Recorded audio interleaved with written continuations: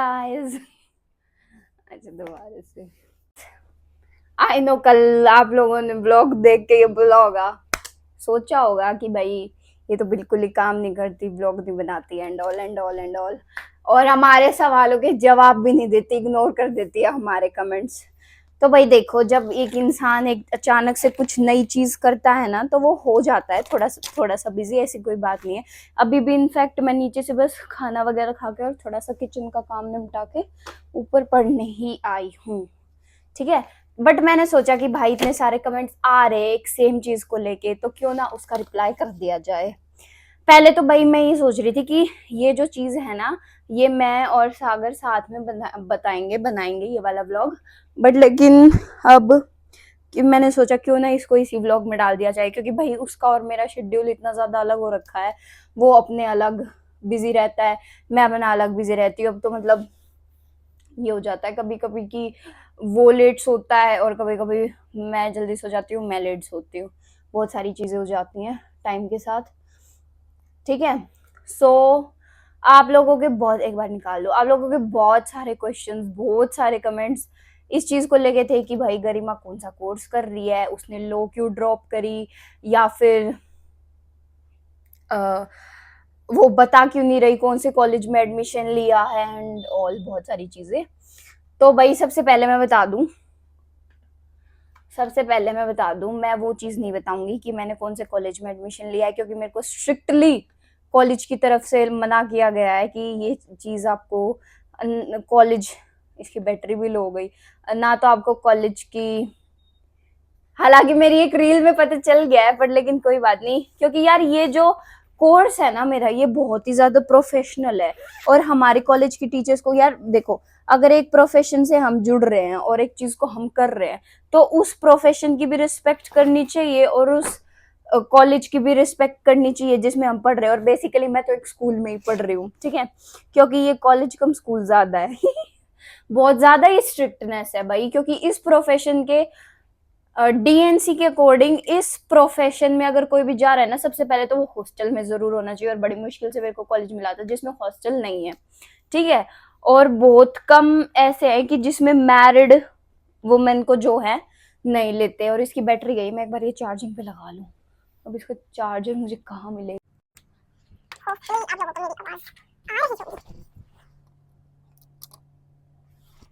So start करते हैं। सबसे पहले आप लोगों का, चलो मैं इसको, इन सारे क्वेश्चंस को एक फॉर्म में करके और अपनी पूरी स्टोरी, पूरी स्टार्टिंग से अपनी स्टडीज की स्टोरी, मैंने लो ड्रॉप क्यों किया, सारी स्टोरी आप लोगों को बताती हूँ। सो बेसिकली मैंने अपनी जो ट्वेल्थ है, हाँ, सो बेसिकली मैंने अपनी जो ट्वेल्थ है वो 2023 में पास आउट करी थी। और देन 2023 में ही मैंने S G T U join किया था, S G T university, as a law student. और उस टाइम पे क्या था कि भाई मुझे ये था कि ग्रेजुएशन भी साथ में करनी है और लॉ भी करनी है, तो मेरा इंटीग्रेटेड कोर्स था 5 इयर्स का, B L L B. But लेकिन फिर फर्स्ट ईयर के बाद मेरी शादी हो गई, ठीक है, 2024 में, 1 अप्रैल 2024। देन उसके बाद, शादी के बाद देखो, आप लोगों को सबको पता है कि सागर का प्लान तो था ही कि भाई उसको बाहर जाना है। बट फिर भाई बाद में उसको भी मेरे को मतलब साथ लेके चलना था, तो हम दोनों का प्लान बन गया कि हम दोनों ही बाहर जाएंगे। 1.5 साल, 1.5 ईयर जो नहीं होता ना, सब किया भाई मैंने। जेन्युइनली बताऊं ना, एक जब किस्मत होती है कि भाई तुम्हारा दाना पानी नहीं लिखा है, या फिर ये वो व्लॉग तो हमारा बाहर जाना क्यों कैंसिल हुआ था, आप सब लोगों ने देखा होगा।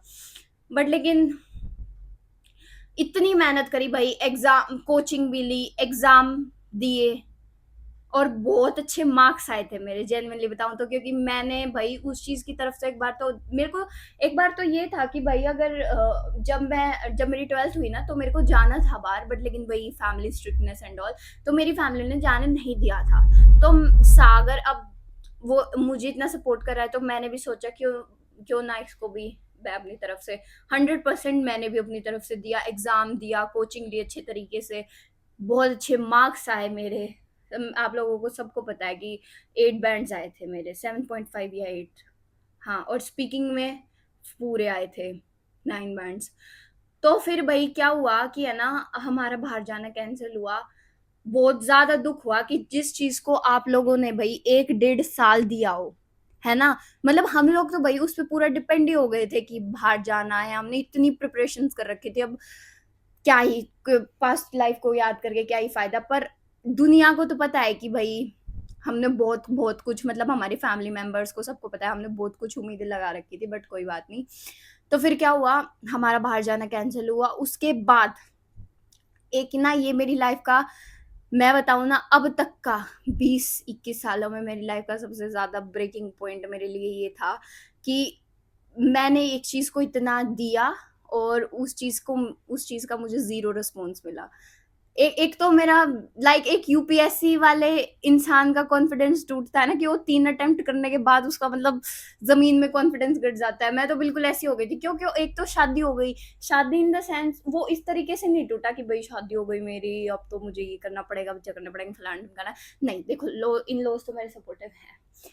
उन लोगों को तो ये था कि मैं अपनी लॉ ही कंटिन्यू कर लूँ, लॉ ही पढ़ लूँ। इनफैक्ट मेरे जो फादर इन लॉ हैं, वो तो चाहते ही थे मैं वकील बनूँ।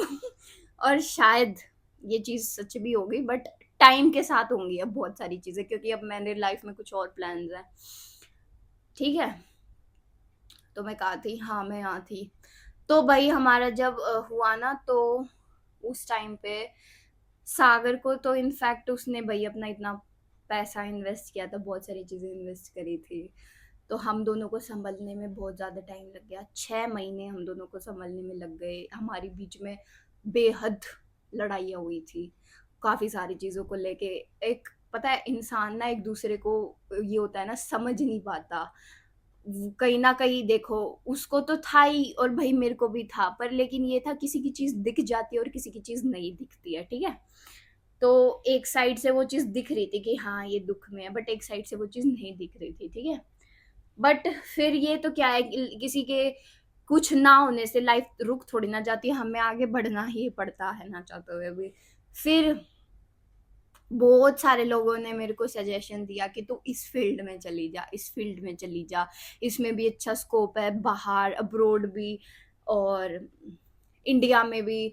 मतलब इस फील्ड में अनएम्प्लॉयमेंट नहीं है। अनएम्प्लॉयमेंट की तो चलो भाई देखो एक अलग बात है, एम्प्लॉय एम्प्लॉयमेंट को इतनी मैटर नहीं करती, बट लेकिन इंसान को एक ना, ये होना चाहिए कि उसके पास लाइफ में कुछ है जिसके बेसिस पे वो अपना स्टैंड ले सके आगे जाके।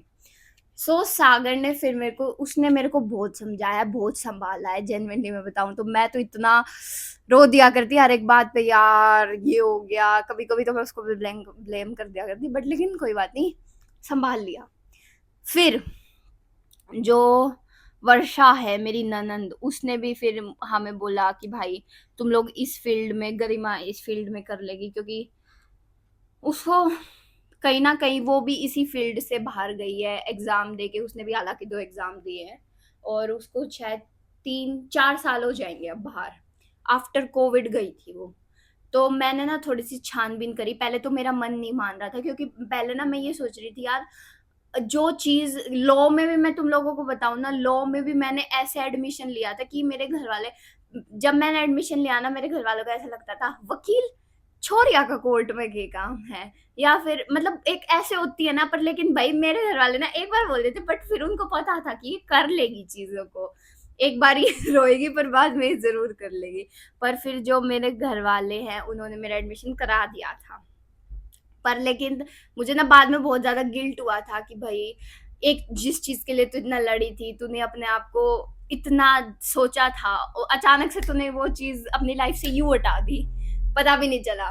बट कोई बात नहीं, मैंने अपने आप को जेनुइनली बहुत समझाया। देखो, एक वो चीज़ होती है जो तुम्हें पसंद होती है, एक वो चीज़ होती है, दूसरी वो चीज़ होती है जो आगे तुम्हारे करियर को बनाएगी। देखो मैं बताती हूँ अब, लॉ जो थी वो मेरी 5 साल की थी, इंटीग्रेटेड कोर्स था। अब भई 5 साल तो वो, ऊपर से फिर सुप्रीम कोर्ट का भी ऑर्डर आ गया। अगर कोई लॉ स्टूडेंट है तो उसको पता होगा कि ये जजमेंट आई थी कि आपको 3 इयर्स की इंटर्नशिप तो ज़रूरी है, आगे कोई भी जुडिशरी फील्ड में जॉइन करने के लिए, वो भी 10 ईयर के उसके अंडर में, लॉयर के अंडर में। तो मेरे को तो भाई ये था कि सीधे-सीधे 7 साल वेस्ट हो जाते। देखो कोई भी चीज़ अगर तुम कर रहे हो ना, तुम्हें उसमें अपना 100% देना ही पड़ता है। अब बहुत लोग ऐसे बोलेंगे, इनफैक्ट मेरे को बोला गया है कि लो करनी हर एक के बस की बात नहीं है, ये करनी हर एक के बस की बात नहीं है, वो करनी हर एक के बस की बात नहीं है।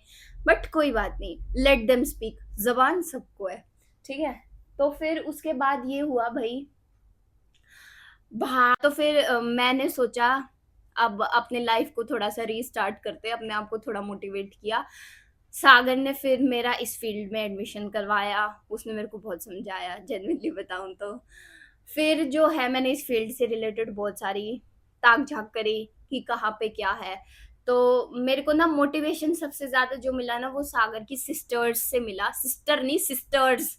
उसकी जो भी मामा की लड़कियां हैं, उसकी जो मौसी की लड़कियां हैं, उसकी जो सगी बहन है, मेरी सारी नंदों से मिला, क्योंकि एक इस फील्ड में बाहर गई है, एक डॉक्टर है, एक दो एम्स में वो है जॉब करती हैं, एक दूसरे स्टेट में जॉब करती है। तो मेरे को ना यार ये था कि if they are and they can then why can't I. तो फिर मैंने अपने आप को बहुत ज़्यादा मोटिवेट किया, मैंने देखा।